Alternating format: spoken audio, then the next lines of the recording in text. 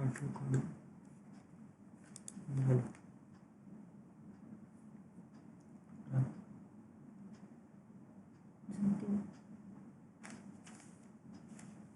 Hello, good afternoon students. मागच्या तासाला आपण इट्स अ स्मॉल वर्ड या कवितेची पहिली 2 कडवी बघितली आणि आता पुढची 2 कडवी पाहायची आहेत. मागची जी अर्धी कविता आपण बघितली त्याच्यामध्ये आपण पाहिलं होतं की जगामध्ये हसण्याच्या, रडण्याच्या, आनंद आणि दुःख व्यक्त करण्याच्या पद्धती सर्वत्र सारख्याच आहेत आणि त्या अर्थाने आपण सर्व समान आहोत. जगाच्या कुठल्याही कोपऱ्यात जरी माणूस राहत असला तरी सगळी माणसं समान आहेत, कारण त्यांच्या भावभावना सारख्या आहेत. भावभावना व्यक्त करण्याची पद्धत सारखी आहे. आता आपण त्याच्या पुढचं 3रं आणि 4थं कडवं बघणार आहोत. त्यापूर्वी एक सूचना तुम्हाला सांगते की एक तर तुम्ही पुस्तक उघडून हा व्हिडिओ बघा किंवा ऐका. तुमच्याकडे जर पुस्तक असेल तरी पुस्तक उघडून समोर ठेवा, म्हणजे आपण वर्गात ज्याप्रमाणे पुस्तकात पाहून शिकवतो त्या तसं तुम्हाला ते कळायला सोपं जाईल.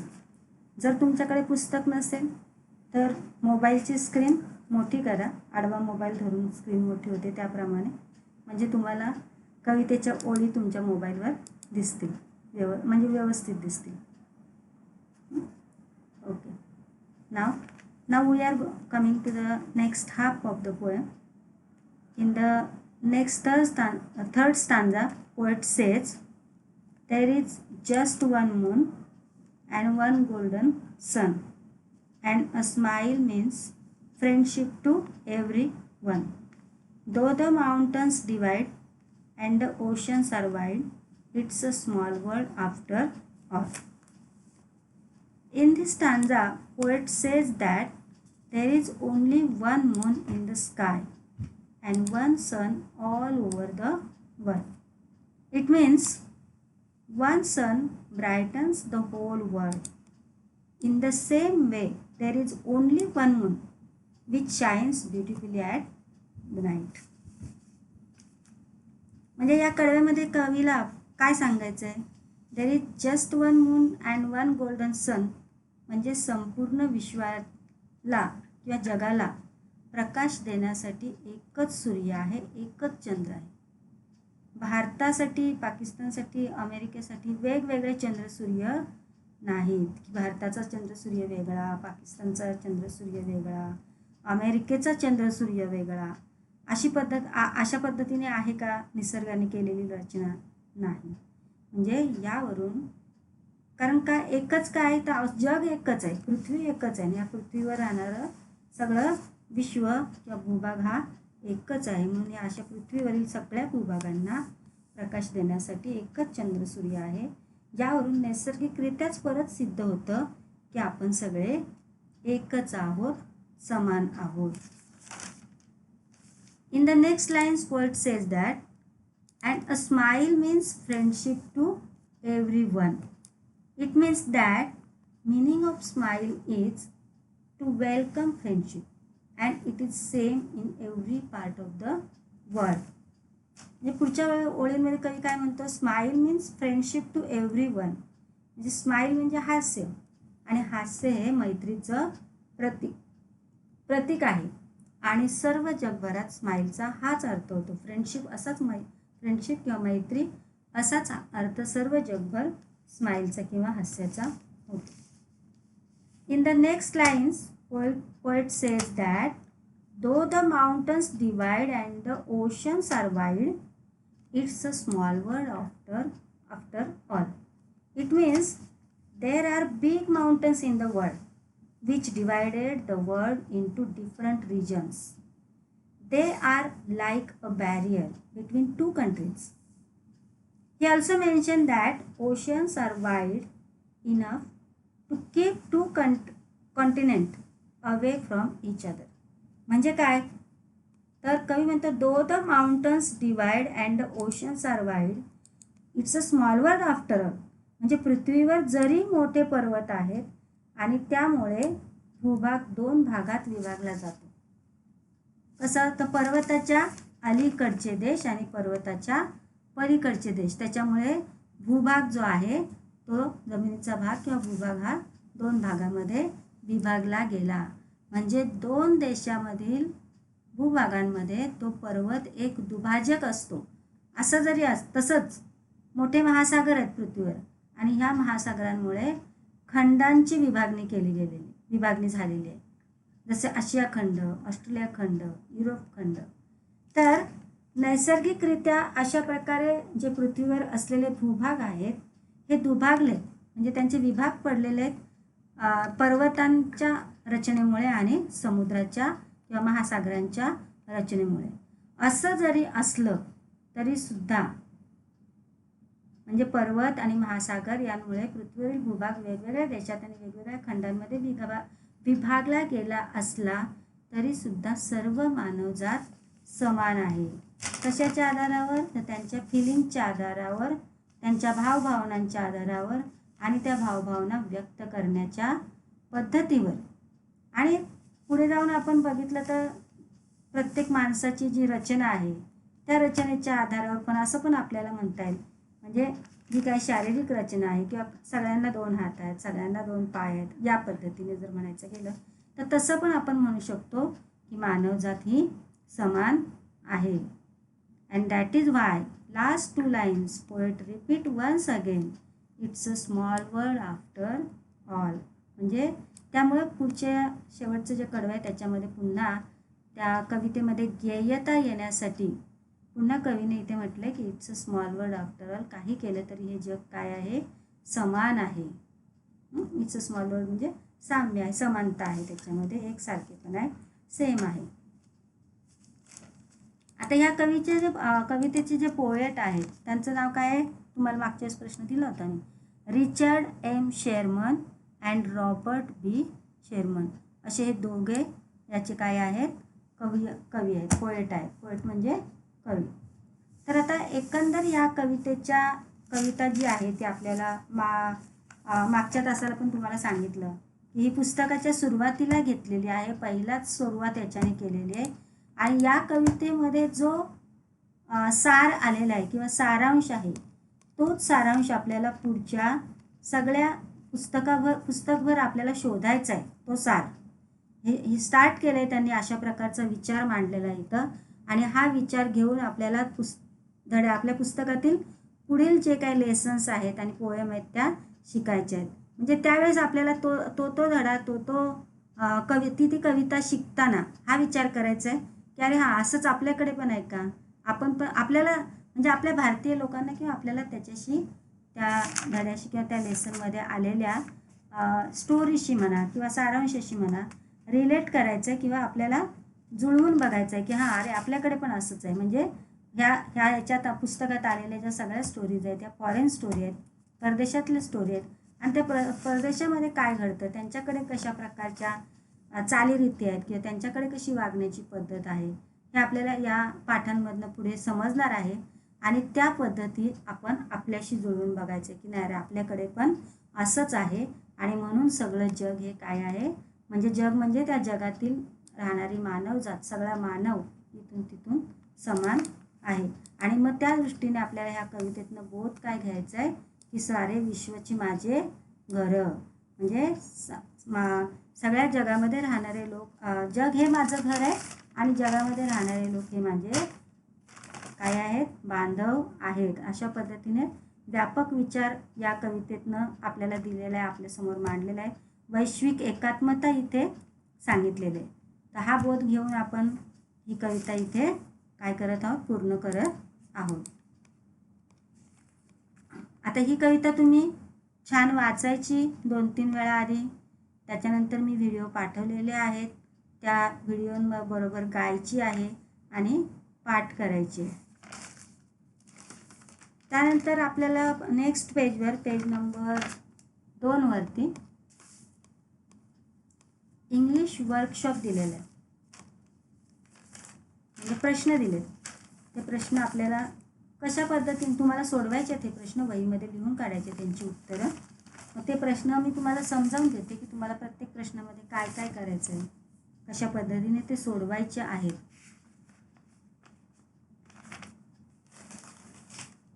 पहिला प्रश्न आहे, first question, sing the song, ज्याच्यामध्ये कवितेचं गायन करा, म्हणजे गा ती कविता. आणि सेकंड क्वेश्चन आहे, note down pairs of rhyming words from the poem, म्हणजे ह्या कवितेत आलेल्या रायमिंग वर्डच्या जोड्या तुम्हाला लिहून काढायचे. And one more rhyming word to add one more rhyming word to each pair, आणि प्रत्येक जोडीमध्ये तुमच्या मनाचा त्याच सेम उच्चाराचा शब्द तुमच्या मनाने स्वतः एक त्याच्यामध्ये लिहायचा आहे. आता तुम्ही एकच लिहिला पाहिजे असं काही नाही, तुम्हाला जास्त येत असतील तर तुम्ही त्याच्यामध्ये जास्त शब्द ॲड करू शकता.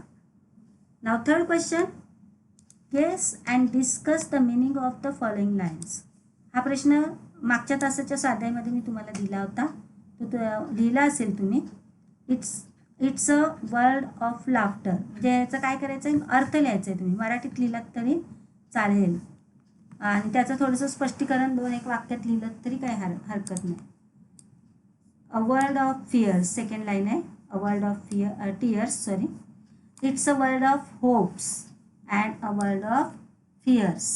अशा पद्धतीने यांचे तुम्हाला अर्थ लिहायचे आहे. त्यावर फोर्थ क्वेश्चन आहे, the poem says and a smile means friendship to everyone, म्हणजे कवी म्हणतो की and smile means friendship to everyone. Give example of other action or gesture that mean the same in all parts of the world, म्हणजे हे कवीने उदाहरण दिलं आहे एक, की सगळी फ्रेंडशिप, स्माईलचा अर्थ फ्रेंडशिप असा होतो. म्हणजे असंच तुम्हाला आणखी इतर कृती किंवा जेस्चरचा अर्थ हावभाव, असे हावभाव तुम्हाला सांगायचे की जे ऑल वर्ल्डमध्ये त्याचा एकच अर्थ होतो, सगळीकडे तो हावभाव वापरला जातो त्याच अर्थासाठी, असं तुम्हाला सांगायचे आहे. जेस्चर म्हणजे हावभाव. मग आता त्यातलं एक सांगता येईल तुम्हाला, जसं थम्सअप, म्हणजे आपण अंगठ्यावर करून दाखवतो, तर ही कशाची साईन आहे, थम्सअप ही कशाचं चिन्ह आहे, केव्हा वापरतो आपण, तर एखादं सक्सेस दाखवण्यासाठी, एखाद्यानं विजयी झाला तर किंवा त्याला यश मिळालं, बरोबर केलं तुम्ही, वेल डन, छान केलं असं म्हणण्यासाठी पण आपण थम्सअप दाखवतो. किंवा आपण एखाद्याने केलेल्या कृतीशी आपण सहमत आहोत, म्हणजेच ते वेल डन असं करण्यासाठी सुद्धा आपण अंगठा दाखवतो, त्याला थम्सअप असं म्हणतात. मग ही सुद्धा कृती जगभर सगळीकडे वापरली असे केली जातं. हा हावभाव जगभर सगळीकडे वापरला जातो आणि त्याचा अर्थ सेमच होतो सगळ्या जगात.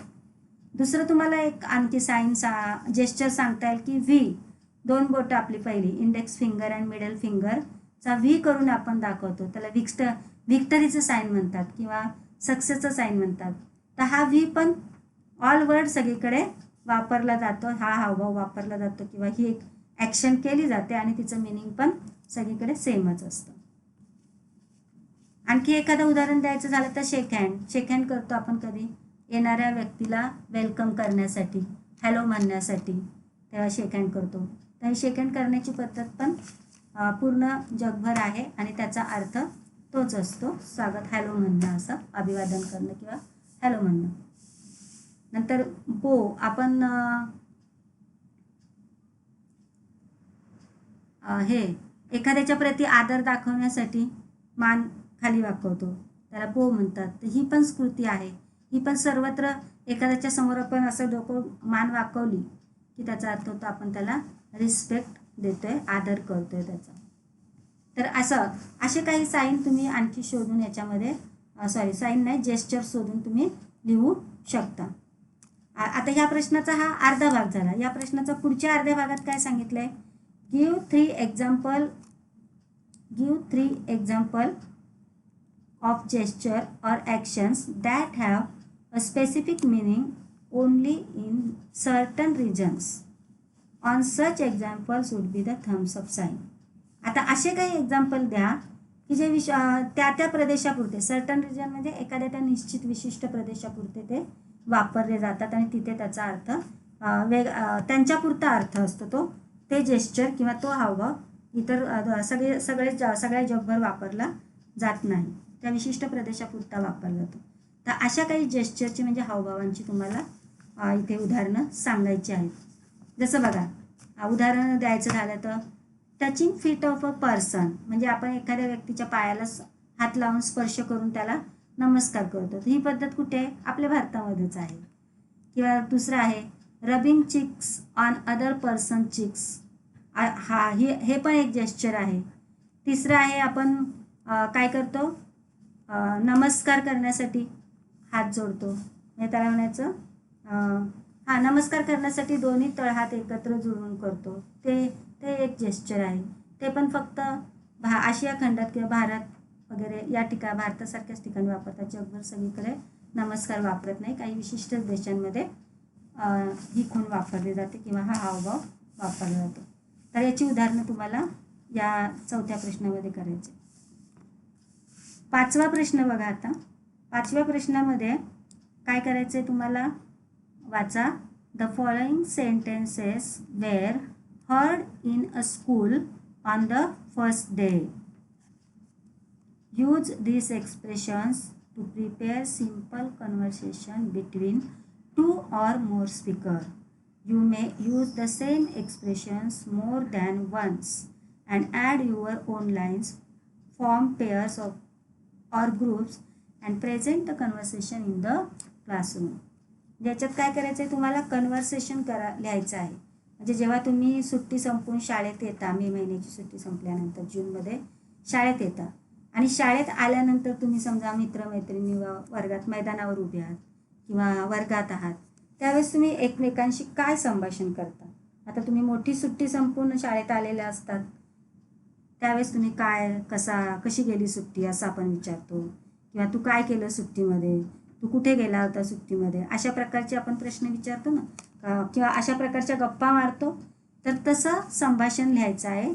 First day of school, first day of स्कूलला तुमच्यामध्ये जे संभाषण होतं ते संभाषण तुम्ही लिहून काढायचं आहे. आणि त्याच्यासाठी ह्या ज्या निळ्या शब्दपट्ट्या दिलेल्या आहेत, त्या शब्दपट्ट्यांमध्ये काही एक्सप्रेशन दिलेत, ह्या एक्सप्रेशनचा वापर करून तुम्ही ते संभाषण लिहायचं आहे. फक्त एवढंच नाही, एवढ्याच एक्सप्रेशन वापरायच्यात असं नाही, त्याच्या जोडीला आणखी इतर वाक्यांची भर तुम्ही टाकायची आहे. आणि हे जे संभाषण आहे, कन्व्हर्सेशन आहे, ते 2 व्यक्तींमध्ये असलं तरी चालेल किंवा 2पेक्षा अधिक तिघांमधलं दाखवलं तरी चालेल. एक कोण का आधी नाव लिहायचं, रामू म्हणाला असं असं, त्याच्यानंतर शामू म्हणाला असं, या पद्धतीने आपण कन्व्हर्सेशन लिहितो ना, त्या पद्धतीने लिहायचं आहे. आणि मग शेवटी इकडे सांगितले शेवटच्या लाईनमध्ये की ते कन्व्हर्सेशन तुम्ही यातलं किमान 3 कन्व्हर्सेशन तरी लिहा, ते तयार करा आणि प्रेझेंट करा असं म्हटलेलं. तुम्ही तयार केलेले प्रेझेंटेशन जे किंवा ऐकलेले असतील ते लिहा वहीमध्ये. तर अशा प्रकारे हे वर्कशॉप आपल्याला सोडवायचं आहे. वर्गपाठ तुम्ही 200 पानी वही केलेली असेल, त्या वहीमध्ये हे प्रश्नोत्तरं लिहून काढायचे आणि या कवितेत आलेले नवीन शब्द त्यांचे अर्थ लिहून स्पेलिंग पाठ करायचा. एक शब्द 5-5 वेळा लिहा किंवा 7-7 वेळा लिहून ते शब्द अर्थासकट पाठ करायचे. हा तुमचा होमवर्क राहील याच्यात.